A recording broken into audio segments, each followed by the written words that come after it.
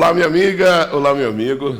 Nós estamos começando uma série de bate-papo com aqueles que estão presidindo a novena em louvor ao Senhor Bom Jesus dos Passos. Nós estamos aqui com aquele que abriu as celebrações, as festividades do padroeiro da cidade de Passos, o reverendíssimo padre Luiz Lemos, que foi pároco desta paróquia por 47 anos. Seja bem-vindo, padre Luiz. É com alegria que nós o recebemos aqui. Tá, muito obrigado. Padre Luiz, 47 anos. Como que o senhor pode sintetizar essa experiência de uma vida? 47 anos é uma vida. Para a gente poder dizer assim, não é comum mais um padre perdurar tanto tempo numa paróquia. Então, como que o senhor sintetiza este tempo? Olha, primeira coisa, fiquei 47 anos porque eu comecei numa época em que o padre era nomeado para uma paróquia, ele ficava a vida inteira. Monsenhor Messias veio para cá em 1931, ficou até 1968, não mudou. Monsenhor João Pedro veio para cá em 1897, ficou aqui até morrer em 1931. Então eu ainda sou dessa época, foi antes do concílio. Depois do concílio é que veio essa ideia de o padre não ficar sempre na mesma paróquia, mudar de tempos em tempos, até chegar o momento de falar que o padre fica mais ou menos 6 anos numa paróquia e depois ele muda para uma outra. Mudar de paróquia para o padre que muda é uma experiência muito boa, porque ele aprende também a conversar com outras pessoas. Mas naquele tempo a gente tinha que aprender a viver com a família. A gente tinha que formar uma família com a paróquia. Por isso a família a gente não troca, a gente não muda. Aí depois mudou a mentalidade. Não é a gente formar uma família com a paróquia, mas levar uma mensagem para a paróquia. Cada um tem uma mensagem. Então a gente tinha que levar para os outros uma mudança, para a pessoa também perceber que nós temos outras realidades para refletir, para pensar.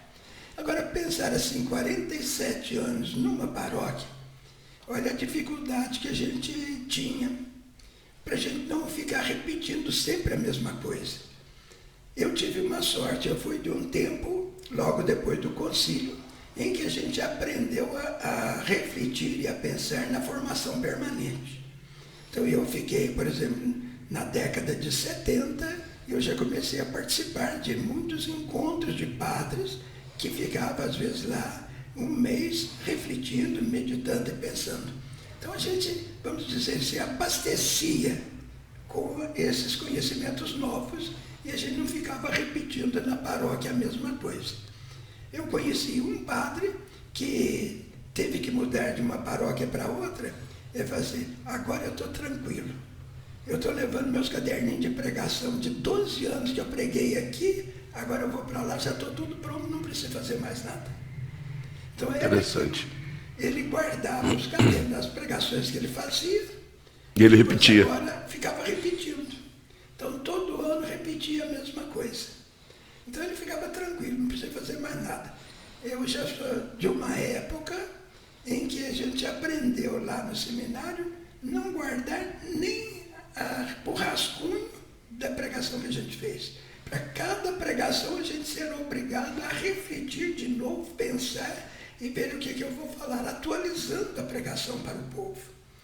Isso aí, de um lado, é bom que a gente não fica repetindo, mas por um outro lado é difícil, porque você tem que preparar sempre, começar tudo do zero para poder fazer as coisas. Então, nesses 47 anos, muita coisa a gente fez, agora nem sempre a gente consegue fazer tudo aquilo que a gente quer, porque nem sempre a gente tem condição de estar preparado por causa dos trabalhos da paróquia.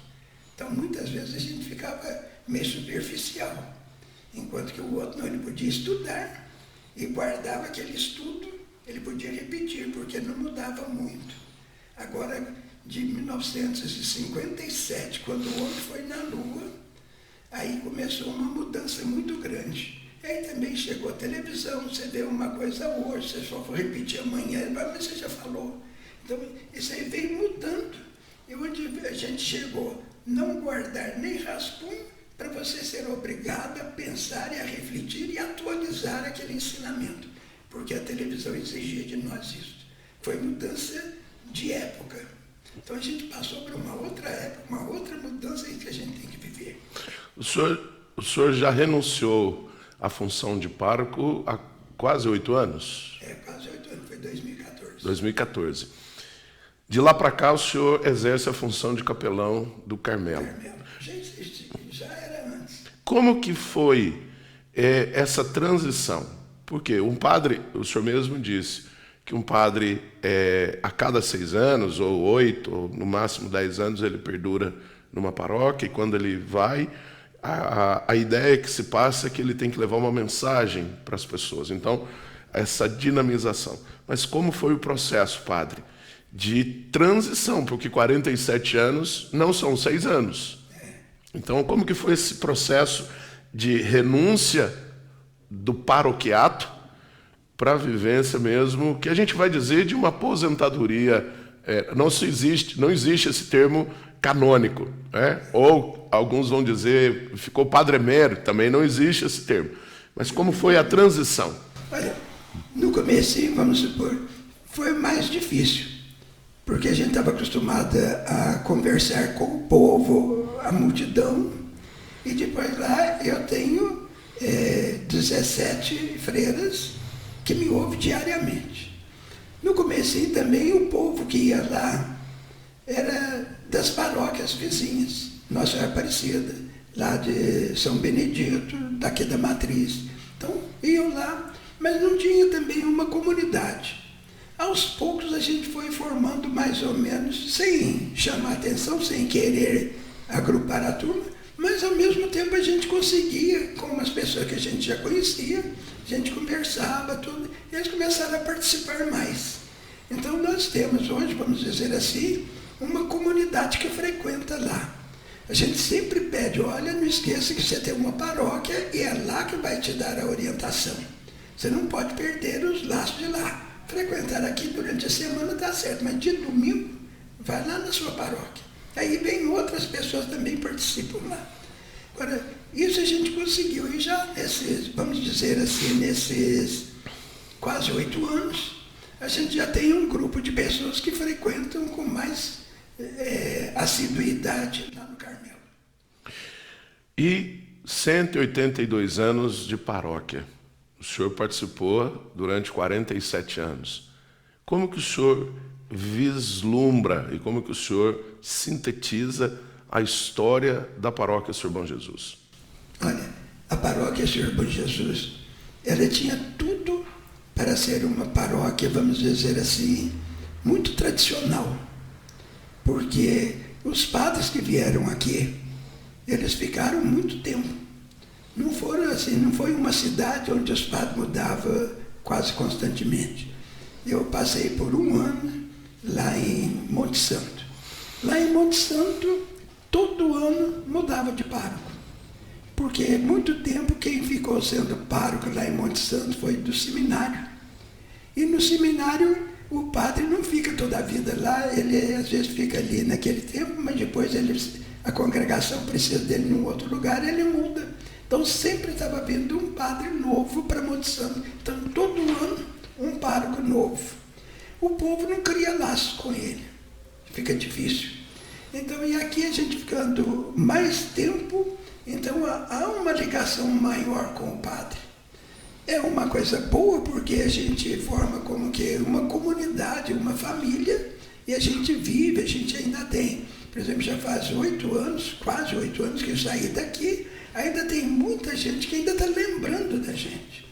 Lá em Monte Santo, se a gente perguntasse quem era o padre lá em tal época, eles não sabem. Eu não sabia porque não dava tempo de criar esse laço. E agora tem tempo. Mesmo ficando 6 anos, já tem possibilidade do padre ter um contato maior com o povo e facilita. Isso ajuda muito. Agora, nesses 47 anos, eu fiquei aqui, vamos ver, no século de 20. Século 20. Quantos padres passaram na Matriz? Monsenhor João Pedro.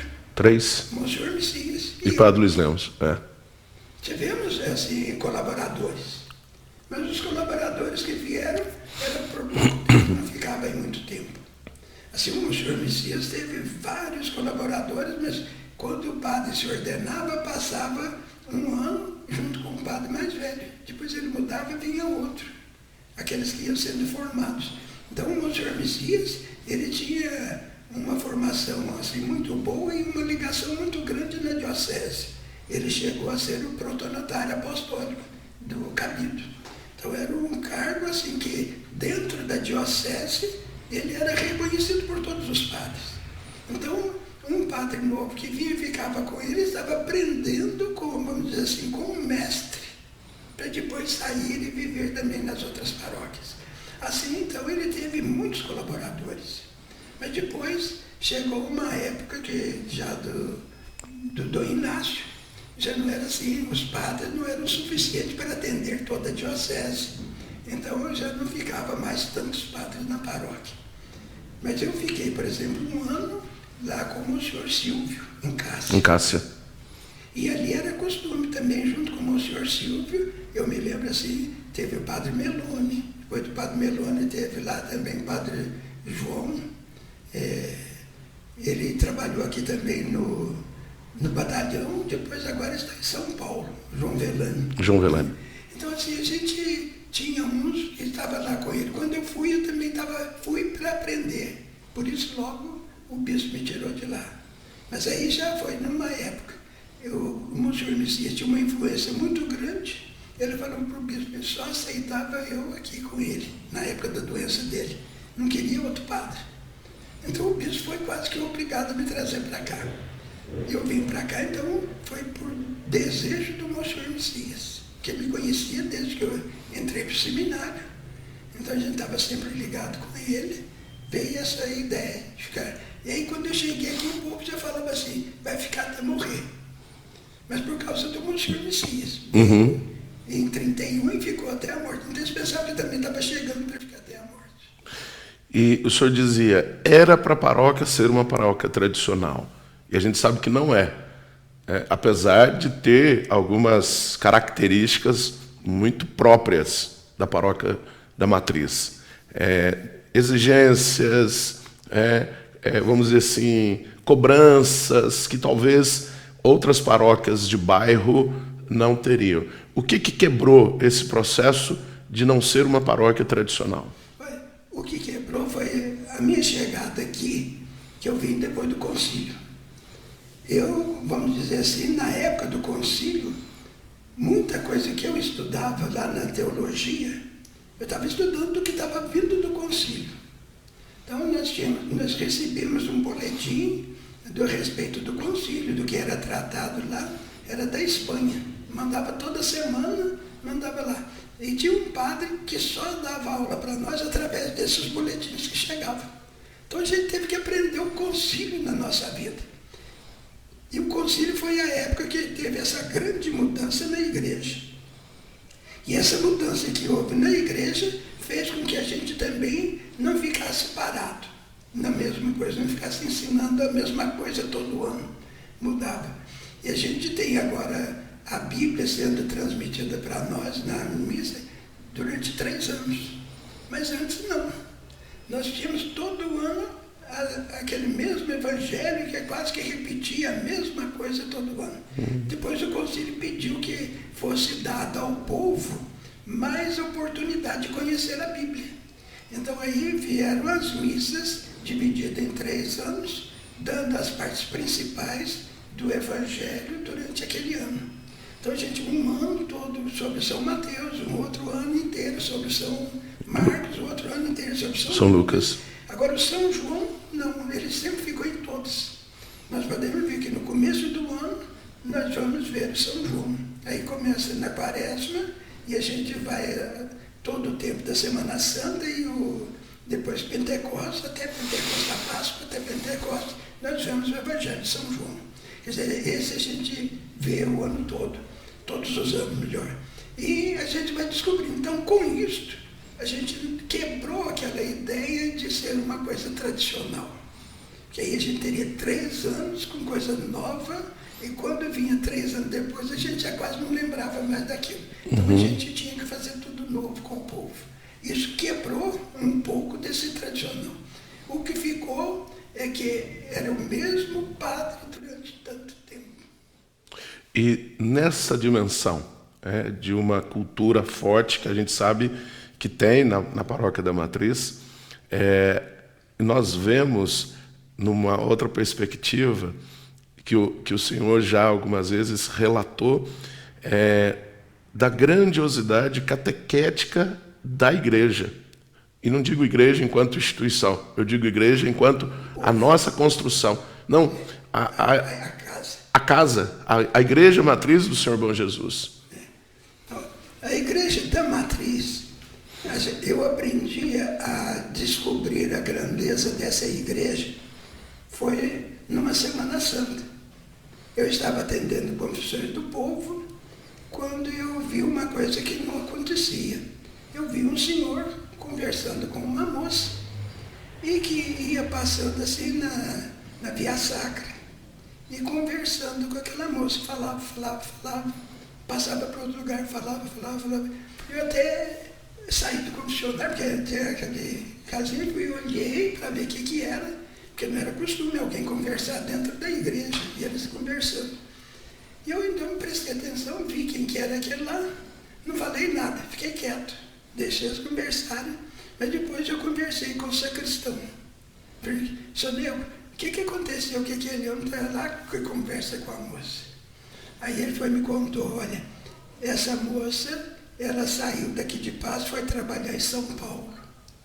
Só que agora o pai está vendo que ela deixou a religião.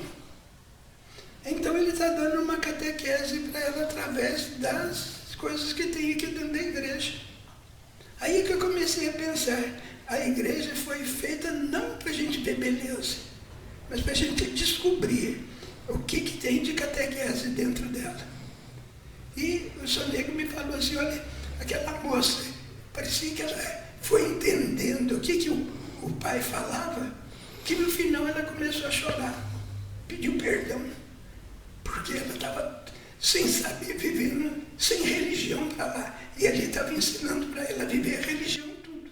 Então, vamos dizer assim, a catequese que o Senhor nos mostrou, com todas as pinturas, as telas, os quadros, não existe um catecismo, vou dizer ao desantigo, não existe um catecismo escrito? Não tem nada escrito. Aquilo ali é uma coisa que a gente tem que observar e dali concluir o que é coisa. Porque se a gente olha lá na igreja, você vê nascimento de Jesus, a primeira tela na entrada. A segunda, a transfiguração, mas também aquele jovem doente que está ali embaixo, nos pés da montanha. Depois vem o Cristo crucificado. Depois, na própria madeira, o Pai Eterno, de braços abertos. Então, aquilo lá faz a gente refletir. Tem alguma coisa. Por que eles fizeram nessa ordem? Por que a tela do meio é maior, mais enfeitada, tem os anjos, tem tudo? E ali está o Cristo transfigurado e o doente. Então isso aí faz a gente parar e pensar o que é. E aquela tela tem uma coisa interessante nela. Aquela tela é a que ficou escondida lá no forro, lá no Vaticano, durante 200 anos.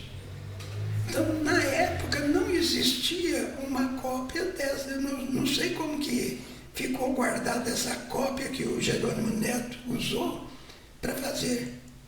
Não é a que está lá em Roma. A que está lá em Roma tem mais personagens do que a dessa daqui. A tela que o senhor está dizendo que seria uma cópia de Roma é a da Transfiguração? A primeira que o Rafael fez, ele não gostou e fez outra. Entendi. E essa primeira que ele não gostou ficou enrolada e guardada no forro lá no Vaticano. Não sei se é na Capela Sistina, eu não sei te falar. Eu fui lá, eu vi lá no Vaticano, eu até bati uma foto da original. E hoje essa original se encontra no Museu do Vaticano? É. Essa daqui é diferente. Diferente em número de pessoas que tem nela. Então a diferença de 2 pessoas. Uma tem 2 pessoas a mais. O que vamos dizer seria a original. Deve ser, porque eu não sei te falar qual que era o original, porque uma ficou escondida lá no Vaticano, porque o Rafael fez, eles não jogaram fora, porque é um artista, então guardaram. Mas ele fez outra. E a outra que ele fez, a segunda, é que está lá no Vaticano. E que aqui o Jerônimo Neto... Na época, o Jerônimo Neto conseguiu uma cópia da que está guardada lá. Como, a gente não sabe. Olha que interessante. Então vale e muito.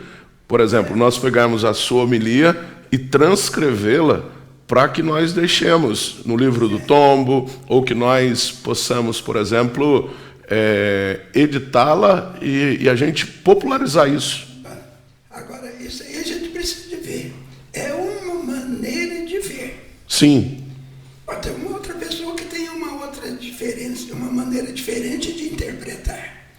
E isso daí é natural. Não achamos que é coisa extraordinária. Algo interessante que nós precisamos saber. O senhor também não foi conversar com esse senhor e com a moça. Não tive oportunidade porque eu estava atendendo confissão. Então, por exemplo, a catequese que esse senhor fez, que o senhor não sabe o nome, que o senhor conhece ou não nem... Conheço, não sei. Então, podemos imaginar assim, que a catequese que ele fez com a filha foi... Chamou a atenção de que ali tem alguma coisa para a gente refletir e rezar. Sim, mas que eu quero enfatizar que a visão catequética dele foi uma, a do senhor é outra. É outra, porque eu não sei o que ele falou para a moça. Olha que interessante, que riqueza.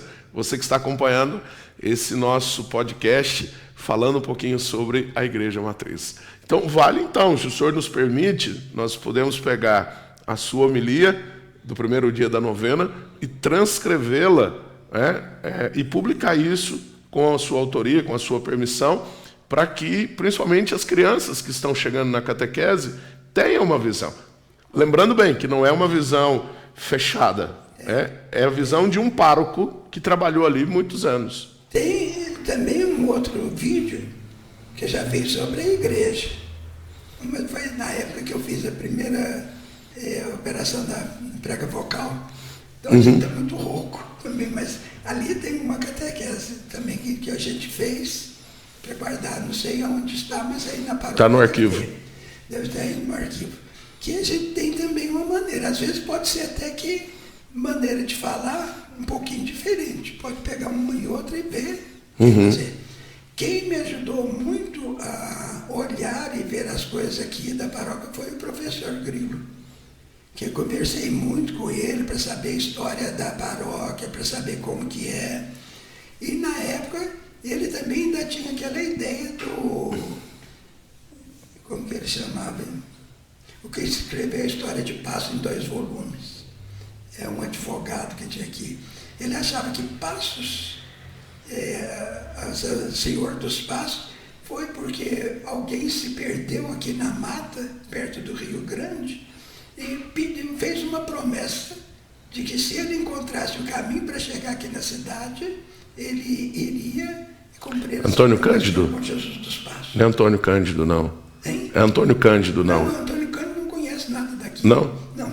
Antônio Cândido, ele fala muita coisa daqui, muita coisa está errada. Ah, tá. Que não condiz com a verdade. Uhum. Mas é interessante ver o Antônio Cândido falar, porque também faz a gente pensar aqui. Mas essa lenda, então, de um fazendeiro, porque eu já ouvi essa lenda também, que se perde na mata e faz essa promessa, isso é lenda. Lenda. E vamos dizer assim, por que surgiu isso daí?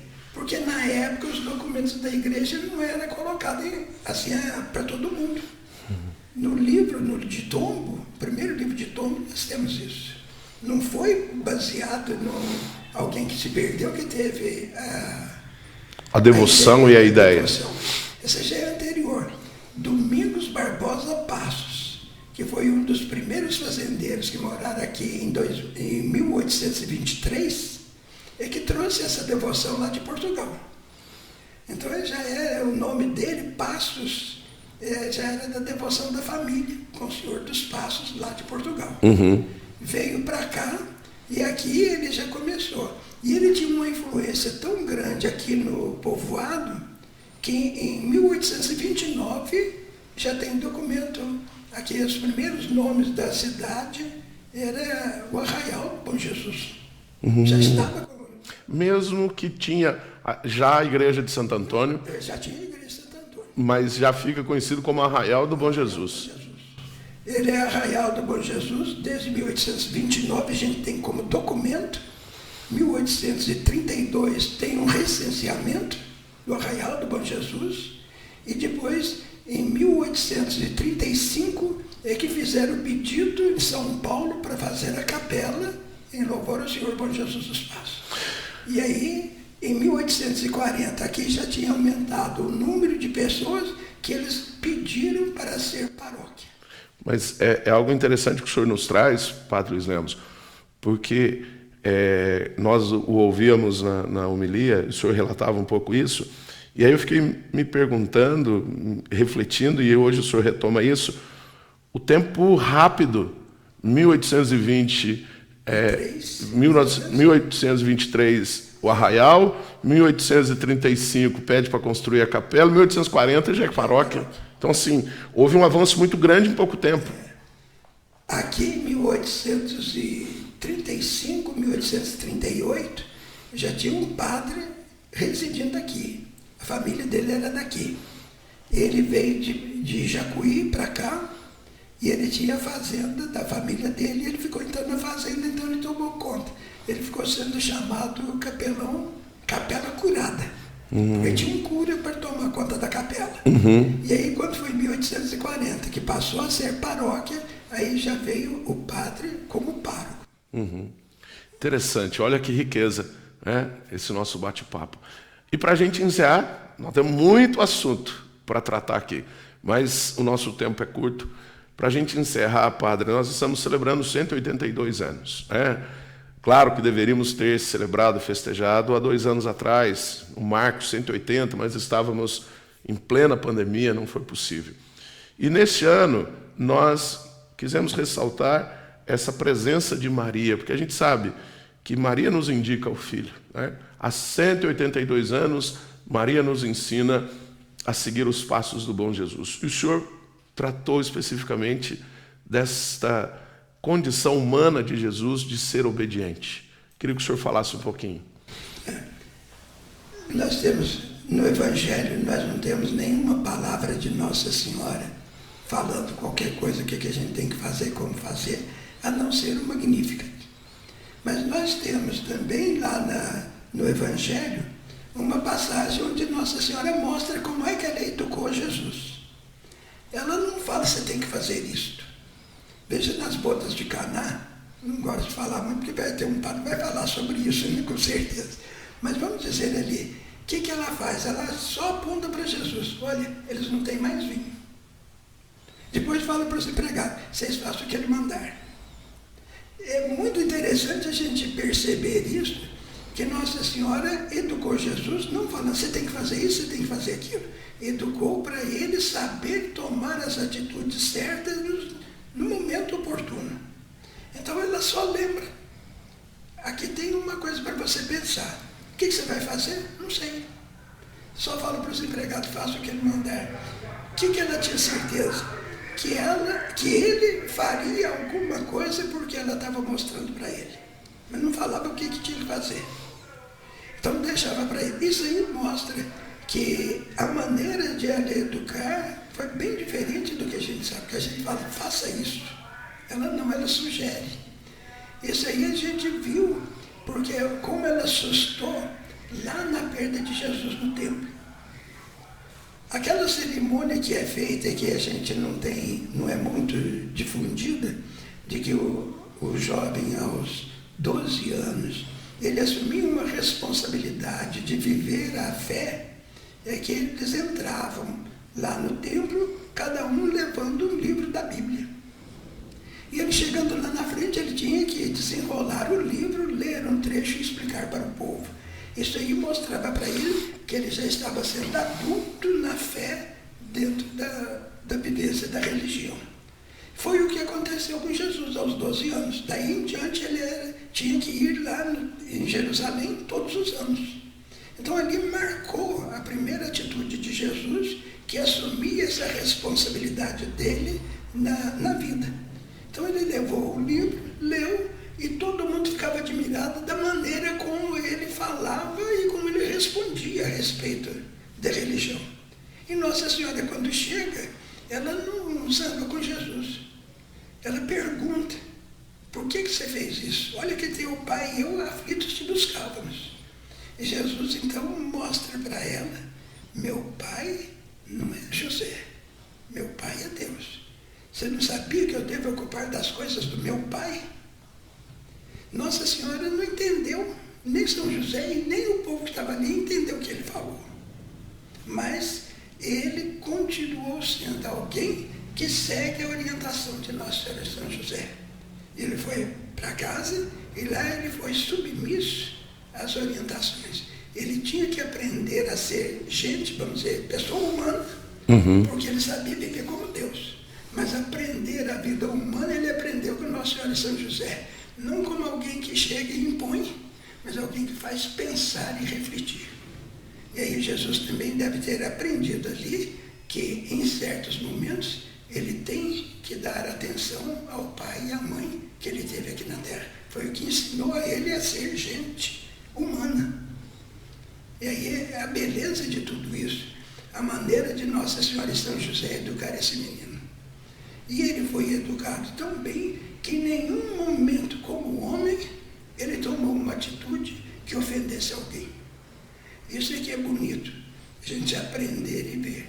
Porque quantas vezes ele tinha motivo para brigar com aqueles fariseus que vinham fazer. Ele nunca tratou mal um fariseu, mesmo não aceitando, mesmo chamando a atenção deles.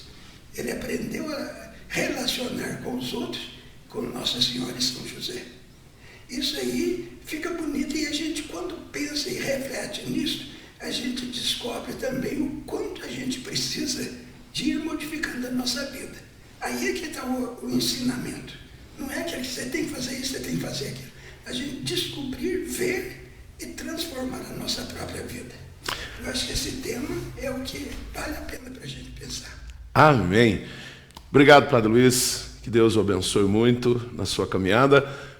Obrigado você que estará acompanhando esse nosso podcast especial da novena do padroeiro da cidade de Passos. Nós ficamos por aqui e o Senhor nos conceda a bênção. Eu que agradeço essa oportunidade de estar aqui. E a gente lembra nesse momento, eu acho que é do professor Grilo, que foi o quem abriu assim, a cabeça para a gente olhar e pensar na nossa cidade, para a gente ver. Às vezes a gente vê o povo refletindo aqui e fala assim, aqui a cidade já teve, graças a Deus. Não ficou ninguém para semente aqui, sempre passando para o outro. Continue, vá para frente. Você tem condição de melhorar ainda. Então tem que mudar. E a mudança significa que já teve, mas está aparecendo coisas novas. Essa é a esperança. E por isso, com essa esperança, é que a gente pensa também na bênção. Se nós celebramos 182 anos, olhamos lá atrás, o que foi a ideia do povo? Para a gente poder pensar no futuro, nós temos que ter essa caminhada. E é pensando nessa caminhada que eu quero dar a vocês a minha bênção. E dizer que a bênção de Deus, Pai, Filho e Espírito Santo, desça sobre nós e permaneça para sempre. Amém.